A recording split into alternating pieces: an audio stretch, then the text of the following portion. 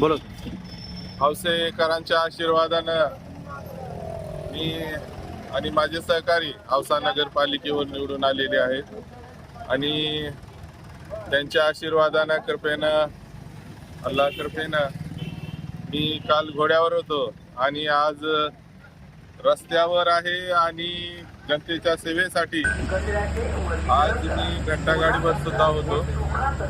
आणि खरं पाहता गेल्या 4 वर्षामध्ये आपल्या नगरपालिकेचे जे शिस्त होतं किंवा जे अनुशेष बाकी आहे कामांचा किंवा जे स्वच्छतेमध्ये लक्ष द्यायला हवं, हे असे अनेक कामं आहेत.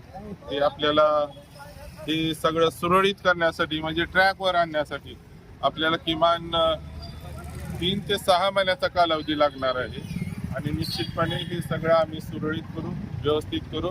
माझ्यासोबत माझे सहकारी नगरसेवक अविनाश तिथे आहेत, गोविंद जाधव सावळकर आहेत. गोविंद जाधवचं पण काम आपल्याला सगळ्यांना माहिती आहे.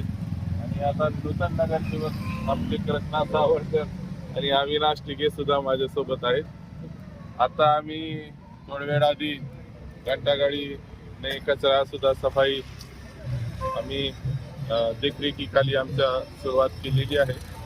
मला विश्वास आहे की हे सगळं सुरळीत व्यवस्थित आम्ही येत्या 3 ते 6 महिन्यामध्ये, कारण हे सगळ्या गोष्टी सुरळीत होण्यासाठी, व्यवस्थित होण्यासाठी आम्हाला थोडा अवधी आवश्यक आहे आणि ते औषधाची जनता निश्चितपणे आम्हाला देणारच आहे. आणि त्यानंतर आपलं पुढील कालावधीसाठी आपल्याला ज्या तक्रारी आहेत त्या दिसणार नाही.